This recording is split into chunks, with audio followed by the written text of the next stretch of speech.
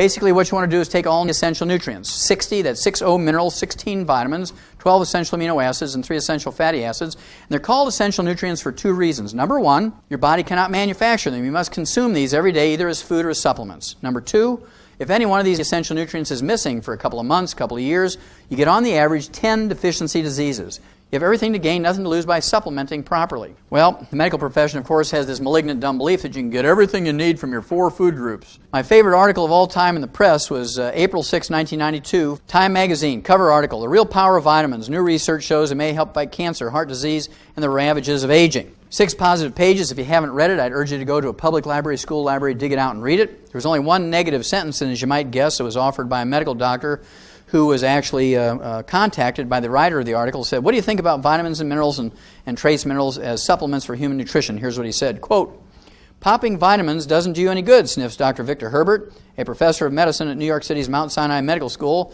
"We get all the vitamins we need in our diets, and taking supplements just gives you expensive urine," unquote. Now, Missouri translation of that is, you're just peeing away your money. You might as well wad up your dollars, throw them in a toilet, and flush them away. You can get everything you need from your 4 food groups, is what he's trying to say. Well, I'd rather pee out 50 cents or $1 a day worth of excess vitamins and minerals. That's cheap insurance. Think about it. How much money you spend for coffee or soft drinks or newspapers and that kind of stuff every day.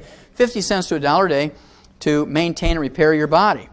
And it's kind of fascinating that most people don't do it. Just remember, when you pay that doctor out of your own pocket or indirectly through insurance or indirectly through taxes and Medicare, Medicaid, not a single penny of that goes to better understand, manage, treat, prevent, or cure catastrophic diseases in kids, breast cancer in women, prostate cancer in men.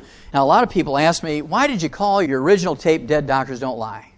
Well, that's because I believe for a long time, because I'd done medical research for over 20 years in large medical research institutes, medical schools, the various laboratories, and I always had a belief in the medical system, but I was very disappointed when I learned that doctors don't know the most about health and longevity. Doctors don't know the most about disease.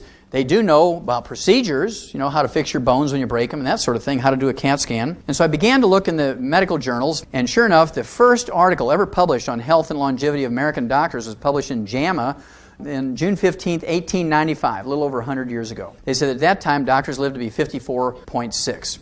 I redid the study 97 years later using the same obituary techniques that they did in JAMA. This was January 20th, 1993, in that particular issue of JAMA, and it turned out the doctors lived to be 57.6. I rounded up to 58 to give them the benefit of the doubt, and doctors just went berserk when I said that. I mean, this was the most outrageous thing that they'd ever heard. My principle is, my premise is, that doctors don't live as long as the average couch potato in America. And I purposely put that figure out there at 58 to try and challenge people. Well, doctors immediately looked at all the insurance actuarial charts. They got 250,000 dead doctors. They said, your group's too small. So they looked at 250,000 dead doctors and they say, doctors don't live to be 58, they die at 62. They still don't live to be 75.5 like the average couch potato. We actually reran this again using the entire obituary history for 1996. And for the entire 1996, of all the doctors dying in 1996, with all the medical treatments and drugs and procedures and everything and transplants, doctors in that study lived to be 70. Still 5.5 years short of the average couch potato in America. So they still have never proven that doctors live as long as everybody else, and that's why dead doctors don't lie.